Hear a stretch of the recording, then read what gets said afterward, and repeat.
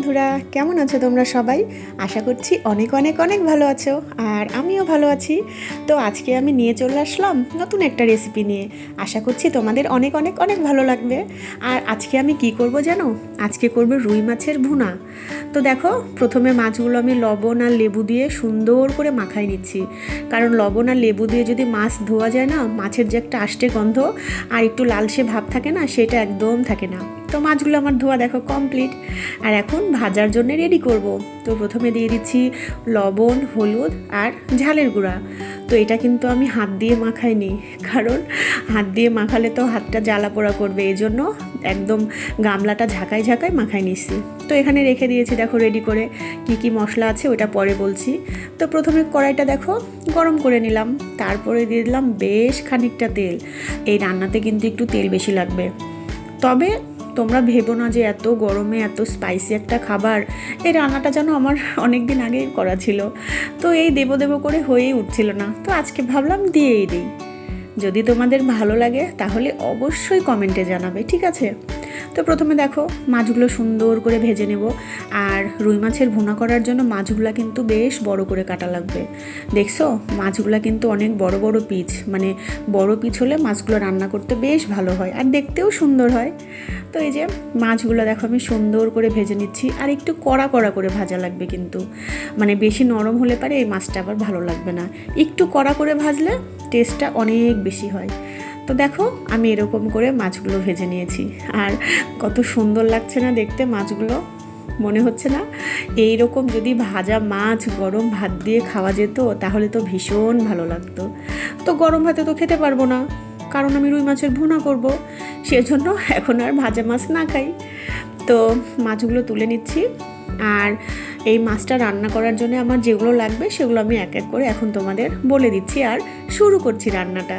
তো চলো, প্রথমেই আমি দিয়ে দিচ্ছি কড়াইয়ে একদম গোটা গরম মশলা। গোটা গরম মশলা যেগুলো থাকে, দারচিনি, এলাচ, লবঙ্গ, তেজপাতা, এইসব। তারপরে এই যে জিরা ফোড়ন দিয়ে দিলাম, এই সুন্দর একটা গন্ধ বের হবে, তখন দিয়ে দেবো পেঁয়াজ বাটা।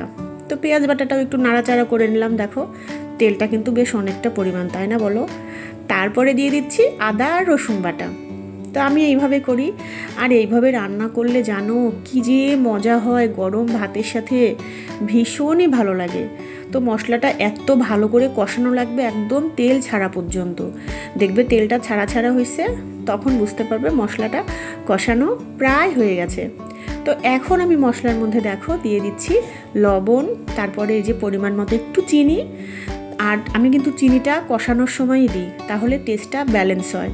তো তারপরে দিয়ে দিলাম ধনিয়া গুঁড়া, এই যে হলুদ গুঁড়া দিয়ে সুন্দর করে আবার একটু কষায় নেব। কষানোতেই কিন্তু রান্নাটা সুন্দর হয়, তাই না? তো এই যে এখন দিয়ে দিচ্ছি লাস্ট ঝালের গুঁড়া।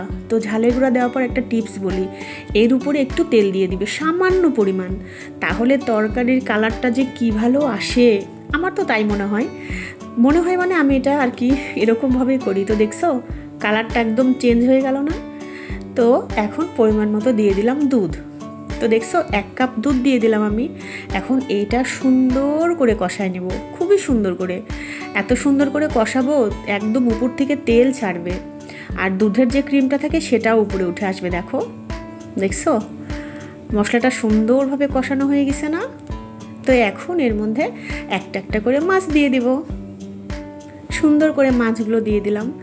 তবে জানো, মনে হচ্ছিল এই মশলা দিয়ে একটু নাড়াচাড়া করেই নামাই ফেলি, এত সুন্দর গন্ধ বের হয়েছিল কি বলবো, কিন্তু তাই করলে তো হবে না।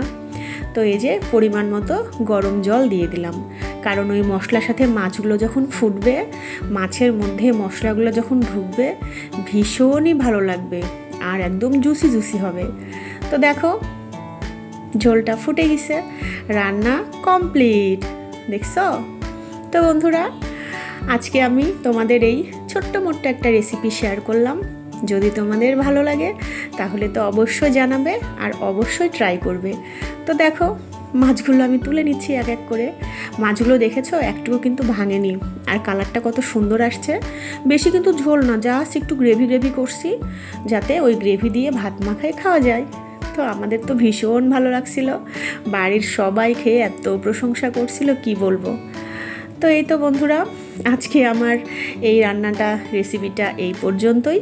যদি তোমাদের ভালো লাগে অবশ্যই অবশ্যই লাইক দিতে কিন্তু ভুলবে না। তো ঠিক আছে বন্ধুরা, এখন আমি বিদায় নিচ্ছি, চলে আসবো আবার আরেকটা সুন্দর রেসিপি নিয়ে। তোমরা সবাই খুব খুব খুব ভালো থেকো আর আমাকে অনেক অনেক অনেক ভালোবাসা দিও।